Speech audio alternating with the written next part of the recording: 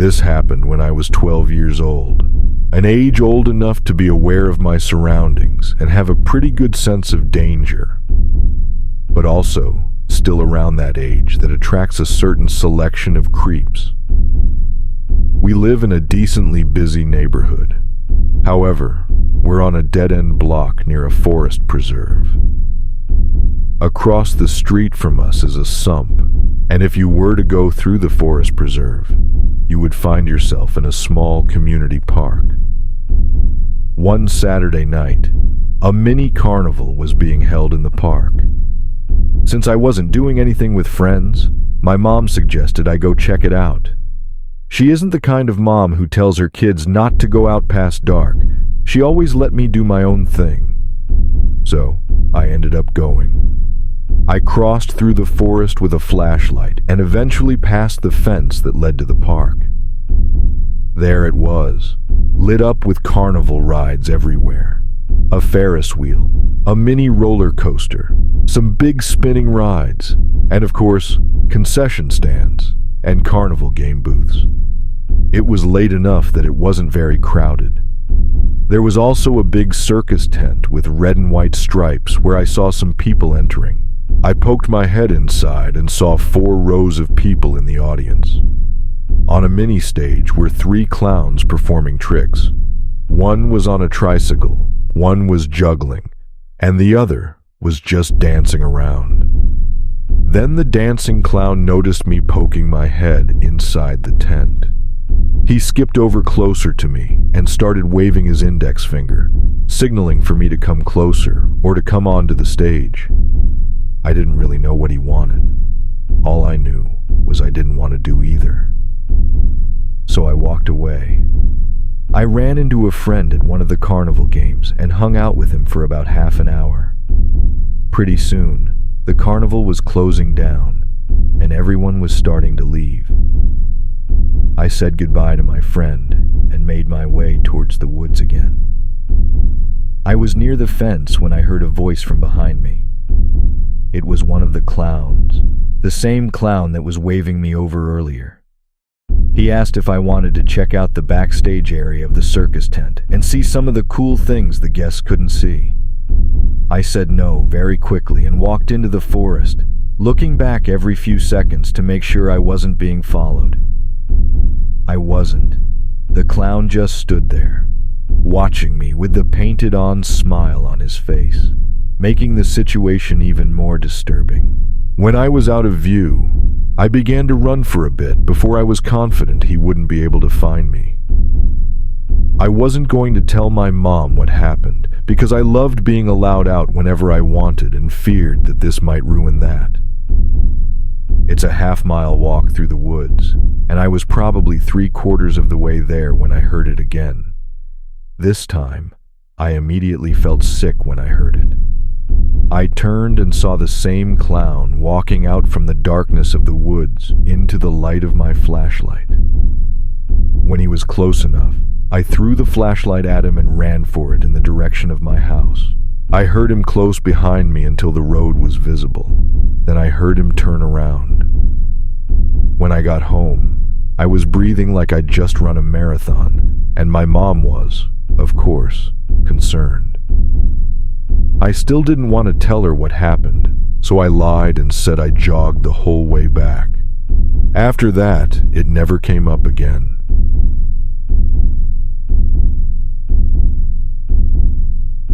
Up until the age of 14, I always had a fear of clowns, ever since I was first greeted by one at the age of 5 at a county fair on a cold Tuesday night in November. During break, my parents were on vacation, and my sister and brother were out for the night. My friend, who I'll refer to as B, wanted to come over so we could walk to the fair a couple of blocks away. So he did. We walked to the fair, which happened to be in a big empty parking lot. We walked around for a little while and played some of the carnival games. Then we ran into a clown. He didn't speak. He just smiled, bopped around, and made silly hand motions. He resembled more of a mime than a clown, and he seemed to inch his way closer to us every few seconds. Me and B left. He patted him on the shoulder, and we walked away. "That was weird," I told B.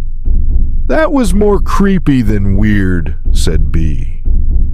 We were walking back to my house now on the sidewalks of the quiet Tuesday night neighborhood roads, and that's when we heard something from behind us. It was a pair of footsteps. We turned but didn't see anyone. This continued for another few minutes. B said he was freaked out and was gonna go home, but I convinced him to stay with me and hang out at my place. Honestly, I was scared now. We were sure we were being followed. We made it to the front of my house. I dug through my pocket, took out my keychain, and started looking for the right key out of the three in the dark. That's when B nudged me to turn around. There was a clown hiding in the next-door neighbor's bushes, and he was staring at us. When he noticed that we had spotted him, he emerged from the bushes and started walking over to us. I began to panic, trying each of the three keys until the door finally opened. We entered and slammed the door behind us. I called my parents right away, who told us to arm ourselves and hide upstairs.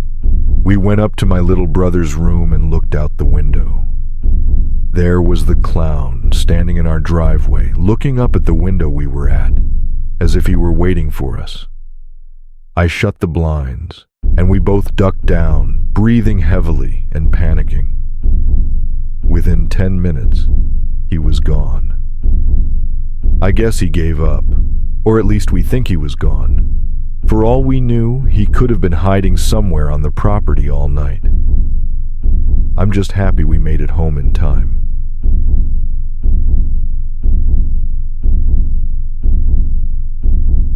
If you've seen the news lately, there have been many reports of clowns luring children into the forest.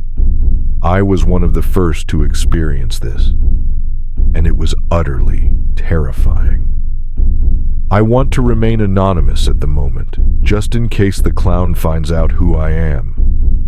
Anyways, here's what happened. I am 14 years old and live in a small town in South Carolina.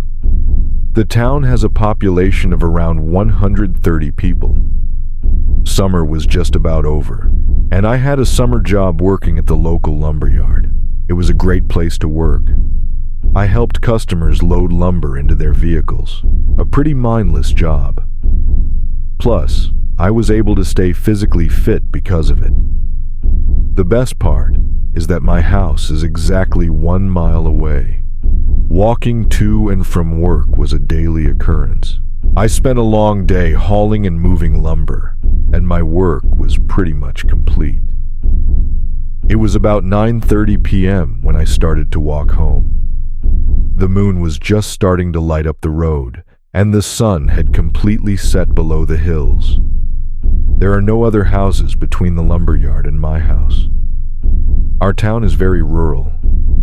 The road home has hills that peak high enough that you're unable to see what's on the other side until you crest them. The road is skinny with no shoulder, but it was freshly paved. The trees are stacked one by one behind each other in a row, and the vegetation is thick, with a few game trails coming out to the road. Crickets and frogs sound like an orchestra. The walk home usually takes about 30 minutes. I've done it so many times that I entertain myself with music. I put in my earbuds, threw on some tunes, and away I went. I was about halfway home when I heard what sounded like a high-pitched cackling laugh. "The hell was that?" I said to myself out loud. I took out my earbuds and stopped. I thought maybe it was part of the music, but something about it didn't fit into the song. I stood there motionless, listening to hear the same sound again. However, the frogs croaking were so loud that not even a scream could be heard. I thought nothing of it and walked home. The next day, I started my shift at 2 p.m. I started my walk to work around 1:30. Nothing was out of the ordinary. It was a beautiful day. I usually looked down at my feet and kicked any rocks that I saw. Having them skip across the fresh pavement was oddly satisfying. I kicked a rock, and it skipped across the pavement and landed next to something strange lying in the dirt on the side of the road.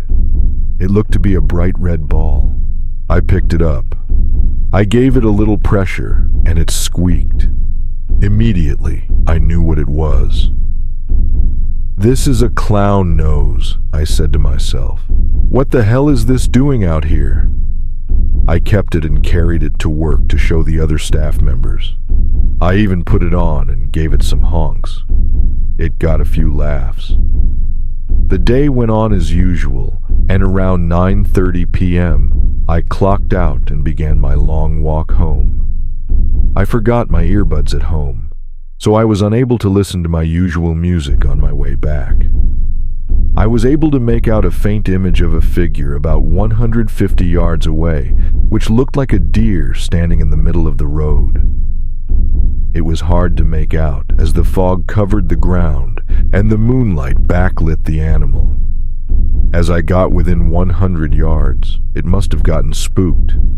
I could see a rough outline scamper back into the forest. Little did I know this was not a deer, but something more sadistic. I passed the spot where the deer had taken off back into the woods. As I walked by, I heard footsteps about 20 yards behind me. I thought this was strange, as I've never seen a deer come back onto the road once it was scared off. Before I could look back, I heard, "Hey there." I turned my head to see a clown standing in the middle of the road with his hands behind his back. He wore baggy pants and a baggy shirt that was obviously meant to be a clown costume. But it was very dirty, so dirty that the colors faded into stains. His makeup ran down his face, and his eyes were black. He tilted his head to the side and said, "You have something of mine. I need it back." He gave a small little laugh after he spoke. I don't have anything of yours," I said as I started to walk backward. My house was still a quarter-mile away. This is when the situation went from odd to terrifying. He said, "Well then, if you don't have my nose, I'm gonna need yours." He pulled something out from behind his back, and I'm not gonna lie, it looked like a machete. I turned around and with all my might, I took off running down the middle of the road. I could hear his bare feet running. I didn't look back, as it could slow me down. The blades of what I assumed were two machetes dragged on the asphalt. I was in great shape, but I could still hear his footsteps getting louder, signaling he was getting closer to me. He would even let out a little giggle that fed my adrenaline even more. My lungs started to burn. I began to crest the hill. At this moment, I could hear him almost right behind me, just about touching me.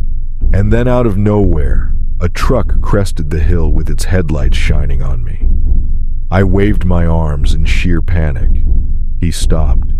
I quickly looked behind me to see nothing. No clown. I told the man in the truck what had happened and he called the police. I will never make that walk again. I have no idea how the clown got to that location or why he waited for me. I have never seen any vehicles parked there, nor are there any other houses besides mine for miles. This was my worst nightmare come true. Now I found out that this is happening to more people. Clowns hiding in the woods and stalking people. Is this a cult? A group of scary clowns with a goal to terrify people? I have no idea. But I do know that I'll never be able to walk in the dark or see clowns the same way again.